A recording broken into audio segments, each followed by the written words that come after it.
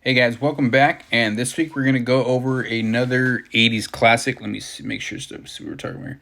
Yeah, this one's going way back. This one is 1981. So if you guys haven't seen An American Werewolf in London, do yourself a favor and watch this one. This is prime horror movie for especially for '80s. So '70s, '80s horror movies came out. Everybody loved them. So this one was no different. I believe they had Rick Baker doing all the makeup. So great makeup artist. Did a lot of good movies along the years. Also, this is my first horror movie one. So hooray for that. Thumbs up. So I'm watching this one, and we're gonna ignore the American Werewolf in Paris, which is technically a sequel, but it has nothing to do with this one. So we're gonna ignore that for the sake of this movie. Now, again, for us who have seen it over the years, great. I think I didn't see this till probably mid to late '90s, and scared the hell out of me the first time I saw it, especially with the transformation scenes with the wolf. So we all know what I'm talking about. So I'm sitting here and I'm actually thinking what horror movie to do first, and I'm like, I'm gonna go with the classic one that I remember scaring me way back when I was a young kid. This and a lot of the Friday the 13th movies. But since Friday the 13th had a whole lot of sequels, well, that's why I decided to leave that one behind.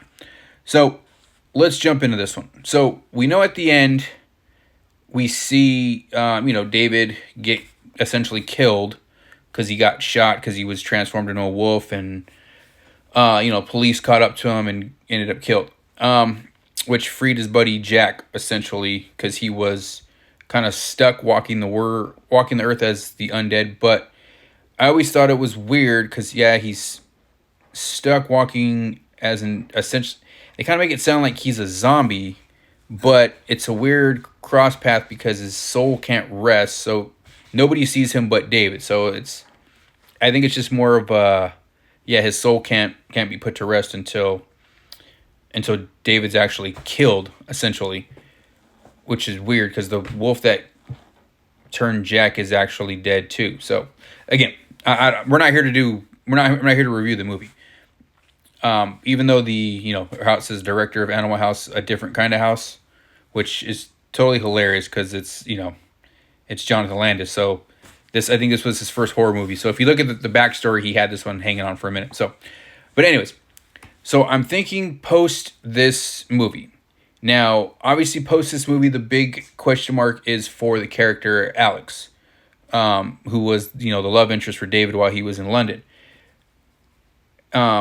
I'm curious what happens with her because now she's essentially seen this supernatural side to the world that there was this, he was telling her the whole time, hey, I'm turning into a werewolf or I'm a werewolf. She didn't believe him. Now she finally sees the truth. So it's what happens to her post all this? Like, does she kind of go wacko? Does she able to lead a normal life?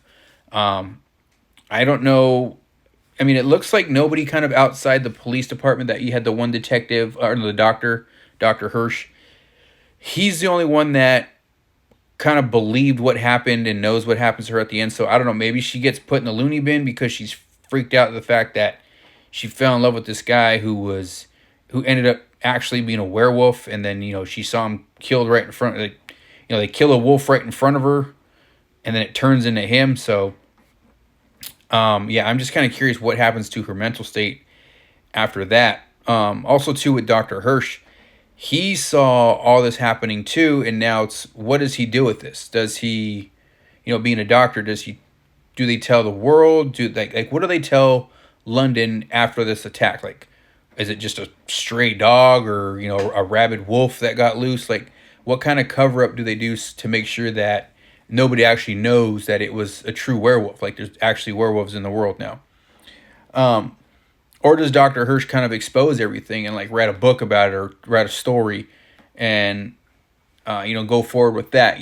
Plus there's also, the area, the way the beginning works. So I'm curious if the area surrounding the slaughtered lamb, if there was, clearly those guys knew that there was werewolf activity in that area. So they didn't really dive too much into a backstory as to how and why they knew there was so much werewolf activity in that area. So are there other werewolves? Do they know of anyone? Is there a coven? Because even in the, we'll say the sequel, they talked about there was a werewolf society, kind of. So I'm thinking, is there that same type of society in London where these guys know that there's certain people, or they're not actually the people, but they know there's werewolves that come out on full moons. They probably don't know where they're coming from. I don't think they knew who these people were, because I think if they did know who the guy was, especially in the beginning that attacks them, who he actually was, they probably would have just would have killed him. That way they would have stopped the werewolf infection.